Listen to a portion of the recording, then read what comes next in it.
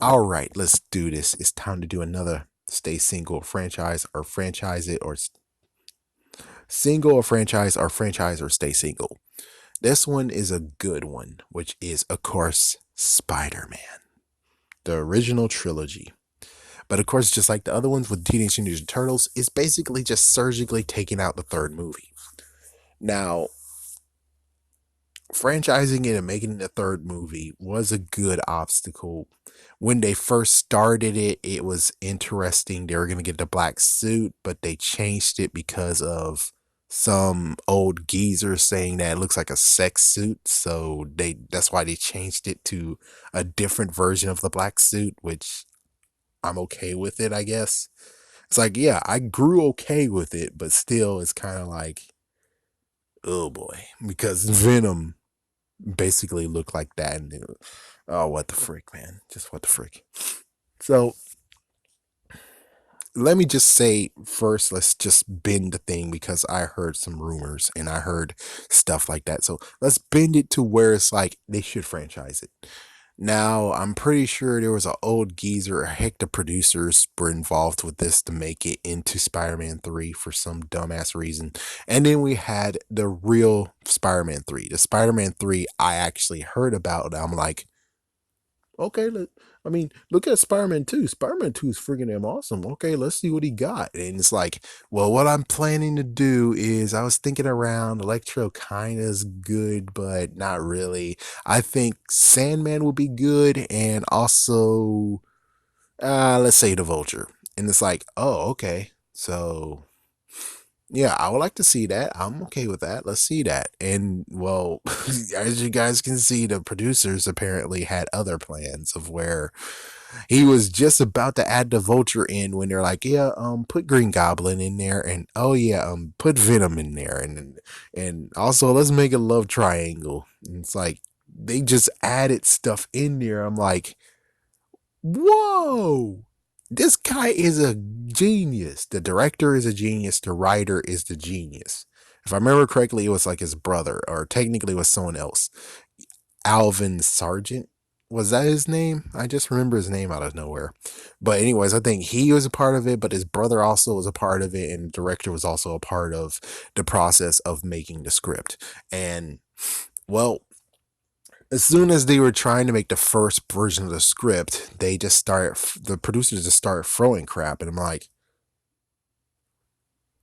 I mean, I didn't see it happen until very much later. And as soon as I'm like that, it's like, okay, well, he's in a black suit, and then he got Sandman and Vulture, and then there was Sandman, but Vulture was nowhere to be found because, well, he kind of learned well, actually, no, he didn't even learn anything because, well, son of a bitch, man. Freaking damn stupid Stuart Little. Anyways, in Spider-Man 2, from what I can hear, is that he wanted to have the lizard a part of it along with Dr. Ock, but he couldn't do it because, well, Dr. Ock had too much stuff in the freaking movie. So he decided to actually do the same thing too, where it's like it's too much of a movie to actually add Vulture into it. So Vulture just got left on the wayside.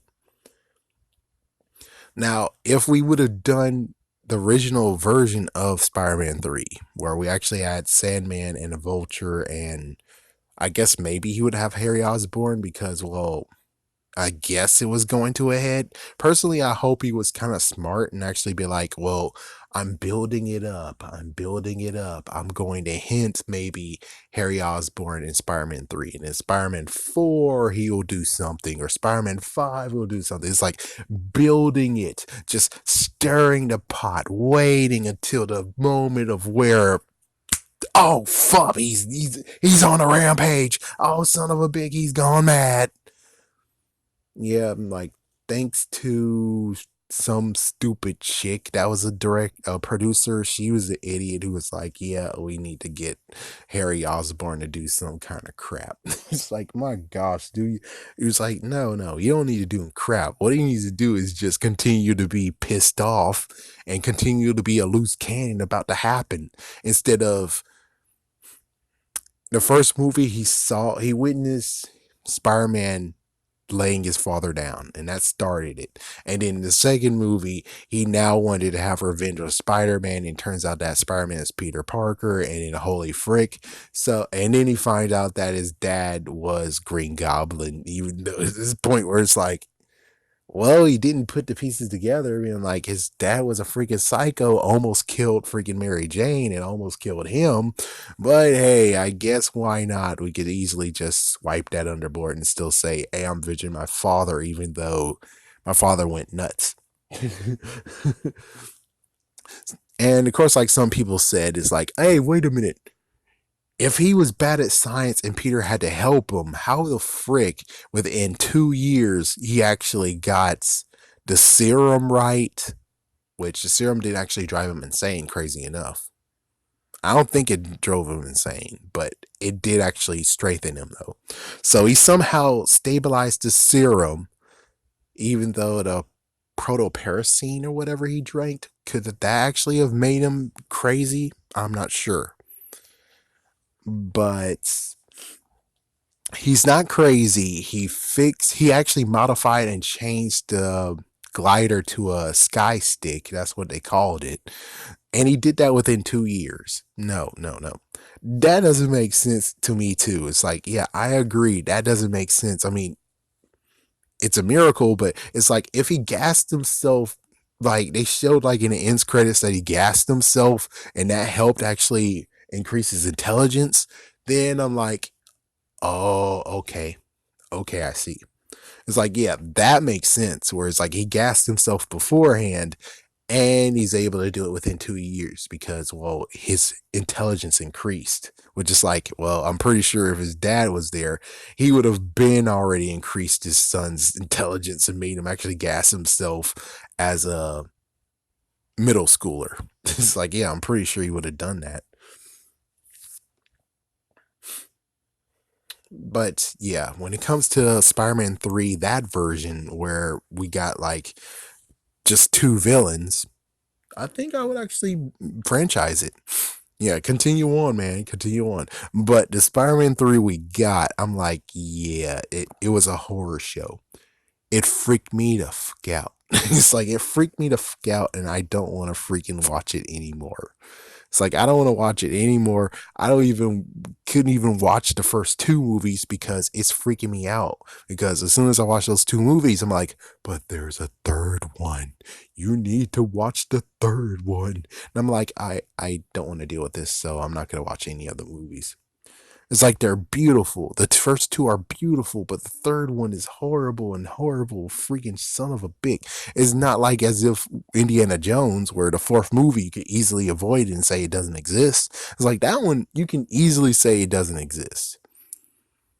Spider-Man 3, however, you can't really truly actually say it doesn't exist. So I would say keep it as two movies. It's like, yeah, keep it as two movies because if you producers have to be such bastards and wreck the movie, might as well keep it as two movies because you guys shouldn't be doing shit in the first place. If you didn't touch anything in the first place, which I don't even know what the producers did in the first two movies. Did they do anything in the first two movies?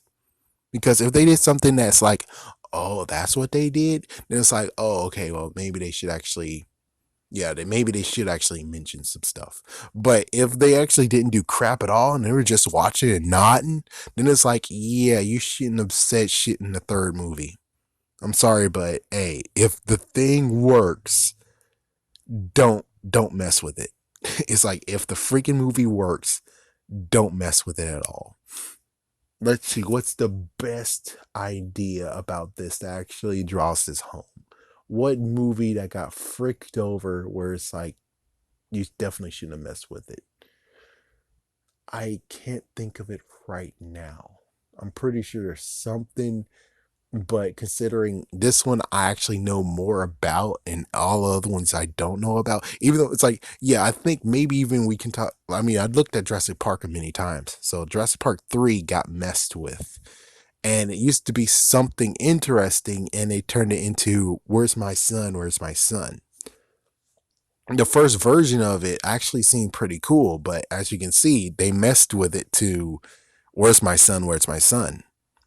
I would have preferred to have maybe the first version of it, but we got the third version, and well, pretty sure the mom and dad look pretty damn stupid. I mean, they're going through a divorce and everything, but it's like you're pretty damn stupid to actually force this guy to do something that he didn't want to do, and it's not safe at all because, well, everyone that's supposed to protect you is all dead. Not to mention, you're the one who caused the horrible rampage to the Spinosaurus since you did actually wound him. So it's like all this is because of you two dumbasses who didn't understand what the frick you're doing in an island, which basically means that those two are dumbass idiots, trying to risk everyone's life who didn't really need to have the right risks for their stupid son. No offense, but it's like, yeah, if you got the National Guard being called and the National Guard came to the last freaking bit of the movie, I'm pretty sure you could have done the same ass shit to freaking save that damn kid.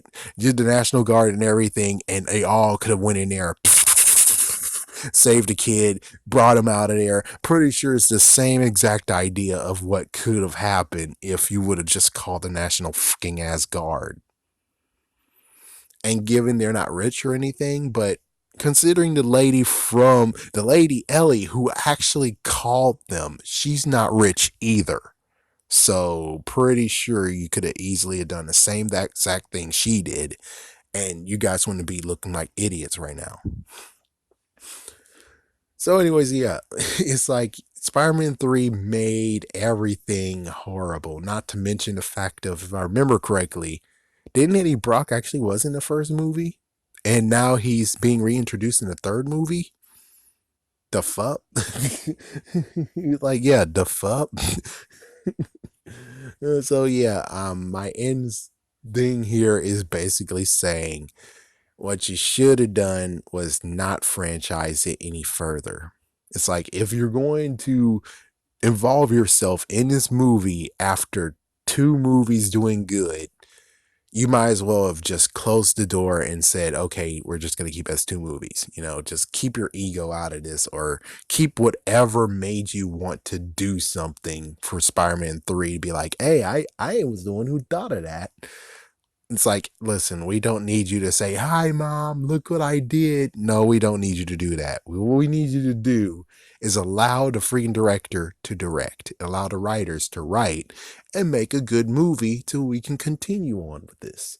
Because for all we could have done, Tobey Maguire could have been Spider-Man, and then as soon as Avengers happened, he could have been rolled into the fold, and then within like maybe 5 more years, Tobey Maguire Spider-Man would have died, and then we get Miles Morales, and there we go.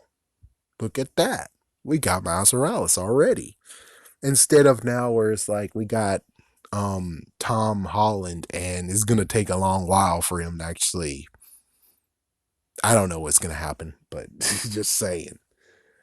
Yeah, in verdict, you should have just kept us two movies.